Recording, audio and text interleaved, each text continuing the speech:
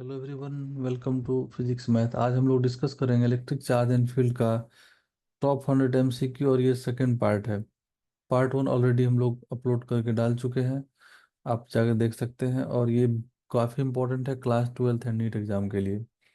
और जो इसमें कंटेंट रहेगा, मैक्सिमम पोर्शन जो इम्पोर्टेंट क्वेश्चन है एनसीईआरटी एग्जाम्पलर का, वो सारा इसमें दिया जाएगा और दिया जा रहा है। और भी कुछ इम्पोर्टेंट एक्स्ट्रा क्वेश्चन इसमें है, तो काफ़ी हेल्पफुल होने वाला है आप लोग के लिए। और अगर आप लोग फर्स्ट टाइम इस चैनल पर है तो आप चैनल के पेज पर या फिर प्लेलिस्ट पे जाकर देख सकते हैं। वहाँ पर काफ़ी इंपॉर्टेंट वीडियोज टॉपिक वाइज आप लोग के लिए अवेलेबल है। चलिए हम लोग डिस्कस करते हैं आज का क्वेश्चन। क्वेश्चन है, देखिए, बोल रहा है force F between two charge varies with distance r between them as. Force और उसके बीच का डिस्टेंस का क्या ग्राफ होगा। तो हम लोग को पता है फोर्स होता है कि Q1 Q2 divided by are square. तो यहाँ पर फोर्स इन्वर्सली प्रोपोर्शनल आ गया आर स्क्वायर का। तो इसका जो रिलेशन हो जाएगा वो डिक्रीजिंग हो जाएगा। तो डिक्रीजिंग में ये वाला ऑप्शन सी करेक्ट है। ये ग्राफ है, एक कर्व होगा और वो डिक्रीजिंग होगा। स्ट्रेट लाइन नहीं हो सकता बिकॉज लीनियर रिलेशन नहीं है। इंक्रीजिंग भी नहीं होगा और ये भी नहीं होगा, तो ऑप्शन सी इसका करेक्ट ऑप्शन है। कभी कभी ग्राफ देखिए ऐसा भी पूछता है, एफ और 1/r² में ये ग्राफ भी पूछ देता है। एक्स एक्सिस पर डाल देगा 1/r² को और वाई एक्सिस पर एफ को, तो डायरेक्टली प्रोपोर्शनल उस केस में ग्राफ कुछ स्ट्रेट लाइन आएगा इस तरह से। तो एक्सिस देखना है कि क्या एक्सिस पर डाला गया है। एक्सिस पर आर है, देखिए सब जगह आर है ना, यहाँ पर सब एक्सिस पर आर है, इसीलिए ये वाला जो इन्वर्सली प्रोपोर्शनल आर स्क्वायर वाला है, तो इसके अकॉर्डिंग ग्राफ डिक्रीजिंग होगा। अगर यहाँ पर एक्स एक्सिस पर 1/r² डालता तो ग्राफ स्ट्रेट लाइन होता इस टाइप का। नेक्स्ट क्वेश्चन है, a charge q is placed at the center of the line joining two equal charges q and q. The system of three charge will be in equilibrium if q is equal to। तो हम लोग देखेंगे, अभी एक diagram बनाते हैं और equilibrium देखते हैं। तो क्या है कि एक मिड पॉइंट है, दो चार्ज है q, कैपिटल क्यू और स्मॉल क्यू के यहाँ पर प्लेस किया गया है। सपोज ये मिड पॉइंट है, डिस्टेंस को इक्वल ले लेंगे, आर ले लेते हैं इसको, और हम लोग इसको भी आर ले लेते हैं।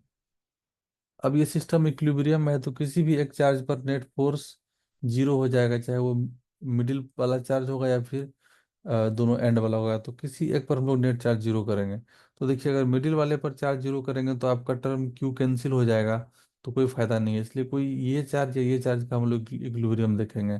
तो सपोज इस चार्ज का हम लोग देखते हैं नेट फोर्स। तो पहला, इस चार्ज क्यू पर ये स्मॉल क्यू फोर्स एग्जर्ट कितना करेगा, के Q Q divided by distance है आर स्क्वायर, और प्लस अब इसका फोर्स आएगा यहाँ पर रिपल्सिव, वो कितना होगा वैल्यू उसका, उसका वैल्यू आ जाएगा के, यहाँ पर चार्ज हम लोग को क्यू और क्यू होगा, तो के Q Q divided by distance 2r है, तो 2r का स्क्वायर। अब नेट फोर्स जीरो। इस चार्ज पर हम लोग क्या किए, पहले इस स्मॉल क्यू का फोर्स फाइंड किए, ये वाला पार्ट आया। फिर ये वाला कैपिटल क्यू का फोर्स इस पर फाइंड किए, ये पार्ट आया। दोनों का सम जीरो। तो अब इसमें देखिए कॉमन कुछ पार्ट आ जाएगा, k/r² कॉमन आ जाएगा, और यहाँ पर कॉमन एक और चीज आ जाएगा, के क्यू भी आ गया। अब यहाँ पर स्मॉल क्यू और यहाँ पर प्लस है capital Q divided by 4, that is equal to zero. तो अब हम लोग इसको जीरो करेंगे तो ये पार्ट भी जीरो होगा। अगर तो हम लोग को क्या आ गया, small Q plus q/4 equal to zero. So small Q आ गया minus Q divided by 4, -q/4, जो कि ऑप्शन बी में है, तो ऑप्शन बी करेक्ट हो जाएगा। Two particles of equal mass m and charge q are placed at distance of 16 cm, they do not experience any force, the value of q by m is। अब देखिए, बोल रहा है two particle of equal mass m and charge q। तो दो particle हम लोग ले लेते हैं, इक्वल मास है m और चार्ज 20 का है q।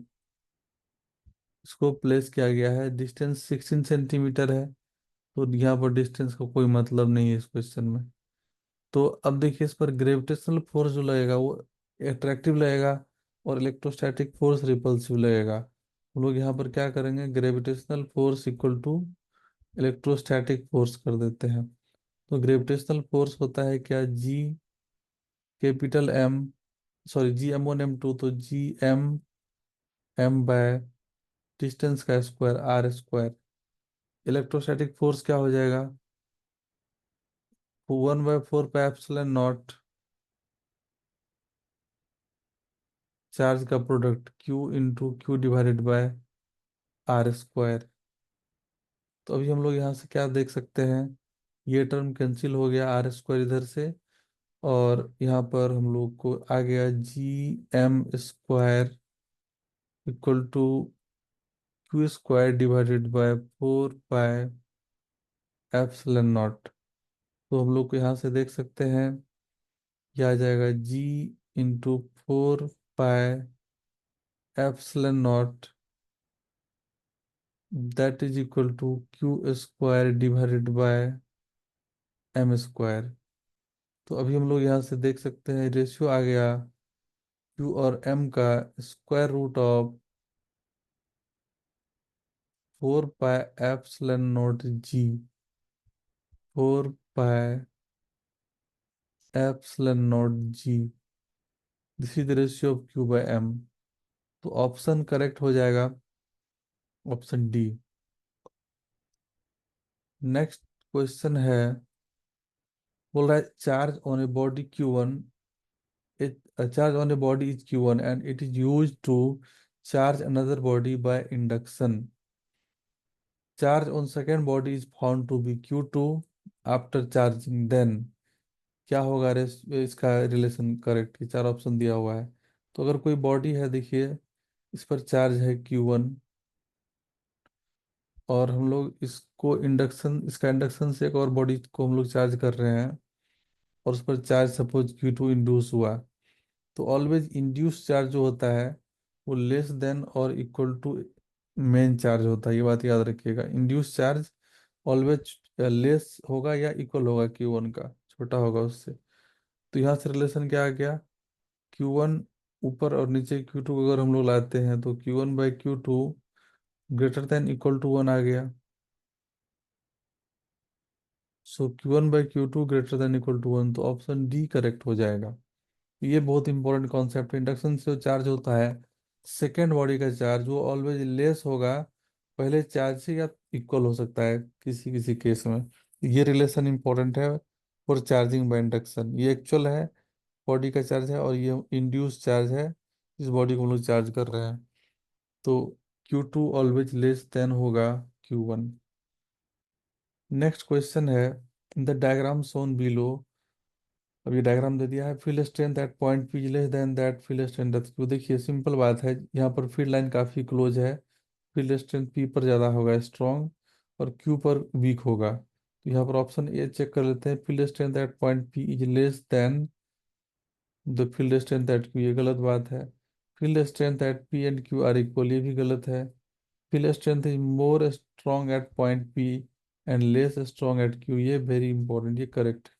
Cannot be determined from the figure, ये गलत बात है, ऑप्शन सी करेक्ट हो जाएगा इसका। नजदीक फील्ड लाइन है तो स्ट्रांग होगा, दूर है तो वीक होगा। बोला in the figure shows some of the electric field lines corresponding to an electric field, the figure suggests।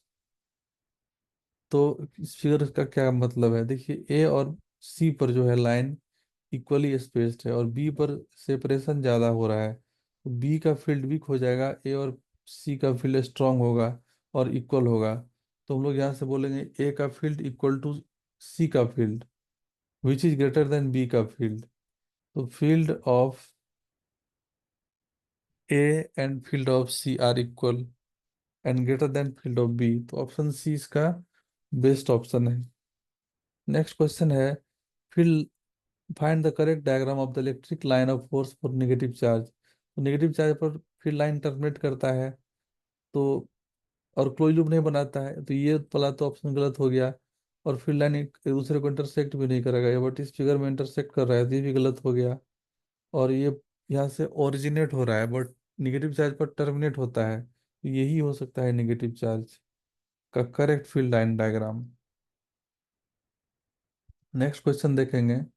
बोला figure below shows regular hexagon with charges at vertices in which case the electric field at centre is zero. तो किस में electric field centre पर zero होगा? तो देखिए हम लोग पहले इस ए वाले को चेक कर लेते हैं। Due to this positive charge, ये सेंटर है, इलेक्ट्रिक फील्ड लाइन होगा अब ये इधर की तरफ। अब ये due to Q charge again electric field होगा इधर की तरफ, तो ये पार्ट, ये अपोजिट वाला जो वर्टिसेस पर है कैंसिल कर दिया इलेक्ट्रिक फील्ड को। अब इसी तरह ये और ये भी एक दूसरे को कैंसिल कर देगा, इसका फील्ड इधर और ये वाले का फील्ड इधर, ये भी कैंसिल आउट। अब ये और ये चार्ज को देखते हैं अपोजिट डायगोनली, लेकिन ये और ये इक्वल है, कैंसिल कर देगा। इसमें इलेक्ट्रिक फील्ड एट वर्ट सेंटर आ जाएगा जीरो। तो ये ऑप्शन करेक्ट है। चलिए बी और सी को भी चेक कर लेते हैं, डी को। तो रेंडमली किसी को चलिए चेक करते हैं, बी को चेक करते हैं। ये चार्ज क्यू है तो इलेक्ट्रिक फील्ड यहाँ पर क्या होगा, अवे होगा इधर, और ये चार्ज माइनस क्यू है तो इसी की तरफ आ जाएगा। तो यहाँ पर फील्ड क्या हो गया, डबल हो गया सेंटर पर, due to opposite pair of diagonal. अब ये अपोजिट पेयर जो देखते हैं वर्टिसेस का, हम लोग इसको लेते हैं यहाँ पर से। तो देखिए अब इस निगेटिव और निगेटिव का, तो due to this negative field line attractive होगा, और ये अट्रैक्टिव, ये तो कैंसिल कर दिया, बट ये वाला कैंसिल नहीं हो रहा था। ये जो चार्ज है और इसका अपोजिट में चार्ज, ये कैंसिल नहीं हो पाया, तो इसमें सेंटर पर जीरो नहीं होगा। तो इसमें होगा E naught equal to zero centre पर। इसमें ई इक्वल टू जीरो आ गया था सेंटर पर। देन इस केस में देखते हैं हम लोग, यहाँ पर देखिए माइनस टू क्यू इधर है, तो यहाँ पर फील्ड लाइन जो होगा तो आठ तक चार्ज होगा, और ये प्लस टू क्यू है, फिर अगेन उसको सपोर्ट कर देगा। यहाँ पर फील्ड लाइन फिर पॉसिबिलिटी ही नहीं है जीरो होने का। अब इस केस में देखते हैं डी नंबर में, यहाँ पर टू क्यू है और यहाँ पर माइनस क्यू है, अपोजिट जो वर्टिस है उस पर इक्वल मैग्नीट्यूड का चार्ज भी नहीं है, यहाँ पर तो कैसे पॉसिबल ही नहीं है सेंटर पर इलेक्ट्रिक फील्ड जीरो का, so not equal to zero.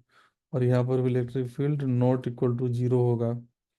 तो ओनली ऑप्शन ए इसका करेक्ट था, जिसमें कि जीरो हम लोग को दिखा। नेक्स्ट देखते हैं। बोला a charge particle is free to move in an electric field, it will travel. ये कैसे ट्रेवल करेगा, always along the line of force. ये ऐसा हम लोग नहीं बोल सकते हैं। along the line of force if its initial velocity is zero, ये करेक्ट ऑप्शन होगा। अगर पार्टिकल का इनिशियल वेलोसिटी जीरो है तभी इलेक्ट्रिक फील्ड लाइन के अलोंग ट्रेवल करेगा। अगर इनिशियल वेलोसिटी जीरो नहीं है, कुछ अदर वेलोसिटी है, तो फील्ड के अलोंग वो ट्रेवल नहीं करेगा, ड्यू टू उसका कुछ ऑलरेडी मोशन में रहेगा, तो वो कुछ अदर डायरेक्शन को मतलब फॉलो कर लेगा। तो जीरो कब होगा, सॉरी वो कब इलेक्ट्रिक फील्ड लाइन के लॉन्ग ट्रेवल करेगा, जब उसका इनिशियल वेलोसिटी जीरो होगा। ये कंडीशन इंपॉर्टेंट है, याद रखना है। along the line of force only if its initial velocity is zero. Next question है, बोल रहा है सॉरी, नेक्स्ट ये ऑप्शन हम लोग का है, along a line of force if it has some initial velocity in the direction of active active angle with line of force. Actually यहाँ पर एक्यूट होना चाहिए, एक्टिव दे दिया है। ये ऑप्शन वैसे भी गलत है और ये भी गलत है। तो ये इंपॉर्टेंट है, very very important question. Along the line of force if its velocity zero, याद रखना है। Always along the line of force move नहीं कर सकता है वो, और कुछ इनिशियल वेलोसिटी होगा तो वो अदर डायरेक्शन में चला जाएगा। तो इसका एक बहुत इंपॉर्टेंट क्वेश्चन है, आगे हम उसको डिस्कस करेंगे। नेक्स्ट क्वेश्चन है, बोल डायग्राम है देखिए, बोल रहा है the given figure shows tracks of three charged particle in a uniform electrostatic field. Which particle has the highest charge to mass ratio? Q by m ratio किसका ज्यादा होगा, ये हम लोग का है डायग्राम। तो अब हम लोग इसको डिसाइड करेंगे। तो देखिए इसमें क्वेश्चन में सबसे इम्पोर्टेंट चीज क्या होता है, ऐसा क्वेश्चन में जिसका डिफ्लेक्शन ज्यादा होगा एक्चुअल पाथ से, वेलोसिटी से, जो इनिशियल वेलोसिटी का डायरेक्शन से, उसका चार्ज टू मास रेशियो सबसे ज़्यादा होगा। ये इंपॉर्टेंट बात आपको की कॉन्सेप्ट माइंड में रखना है। तो सबसे ज़्यादा डिफ्लेक्शन जो हो रहा है थर्ड का हो रहा है, तो थर्ड वाले का क्यू बाय एम रेशियो सबसे ज़्यादा होगा।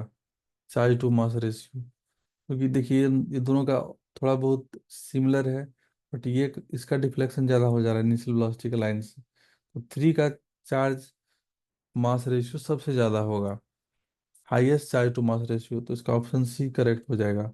नेक्स्ट क्वेश्चन है, the dipole moment of a dipole in an uniform external electric field is P, then the torque acting on the dipole is, तो टॉर्क होता है पी क्रॉस ई, तो option इसका A correct हो जाएगा। डायरेक्ट डायरेक्ट फॉर्मूला पूछ दिया है, तो टॉर्क का रिलेशन याद रखना है। नेक्स्ट क्वेश्चन है, electric charge Q Q and minus two Q R placed at the corners of an equilateral triangle ABC of side L, the magnitude of electric dipole moment of the system is. चलिए हम लोग diagram बना करके इसको clear कर लेते हैं। ये एक इक्विलेटरल ट्रायंगल है, तो चार्ज जो प्लेस किया गया है क्यू क्यू और माइनस टू क्यू, तो अब डायपोल मोमेंट सिस्टम का क्या होगा, तो हम लोग इस माइनस टू क्यू को बोल सकते हैं, 2 बार माइनस क्यू यहाँ पर है, यही इंपॉर्टेंट कॉन्सेप्ट है इसमें। इसको आपको क्या लिखना चाहिए, क्या लिखना पड़ेगा, माइनस क्यू 2 बार है, तो एक ही बात है, माइनस टू क्यू को हम लोग माइनस क्यू लिख सकते हैं। अब देखिए यहाँ पर ये पेयर एक बनेगा और एक ये पेयर बनेगा डायपोल का, तो इसका डायपोल मोमेंट अगर हम लोग बोल देते हैं पी वेक्टर, और इसका dipole moment P vector, dipole moment का डायरेक्शन क्या होता है, निगेटिव टू पॉजिटिव चार्ज, याद रखना है। Dipole moment always directed from negative to positive charge, very important. तो यहाँ पर भी हो जाएगा डायपोल मोमेंट इधर से इधर, निगेटिव से पॉजिटिव। ये थीटा हम लोग को पता है इक्विलेटरल ट्रायंगल में 60 डिग्री होता है। अब ये दोनों वेक्टर, अब यहाँ पर डायपोल नहीं बनेगा ये वाला, क्योंकि इक्वल चार्ज है बट अपोजिट नहीं है, तो ये तो सिर्फ डायपोल बनेगा। पी और पी दोनों के बीच एंगल है 60 डिग्री, और पी का वैल्यू कितना हो जाएगा, डायपोल मोमेंट होता है चार्ज इंटू लेंथ, तो लेंथ साइड लेंथ एल है, तो charge into L, Q L हो जाएगा पी का वैल्यू। अब यहाँ पर रिजल्टेंट पी हो जाएगा दोनों का वेक्टर सम, तो पी रिजल्टेंट हम लोग को कितना आ जाएगा, पी रिजल्टेंट डायपोल मोमेंट जो आ जाएगा square root of P square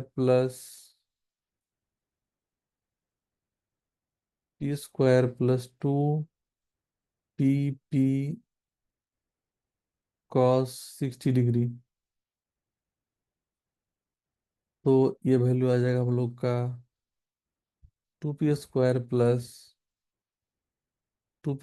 into 1/2, ये वैल्यू हम लोग का आ गया यहाँ से पी स्क्वायर, और यहाँ पर 2p², square root of 3p², और ये √3 इंटू पी, और पी का वैल्यू होता है q इंटू 2l, तो √3 QL, जो कि ऑप्शन सी में है, तो ऑप्शन सी करेक्ट हो जाएगा, √3 QL इसका करेक्ट आंसर हो जाएगा।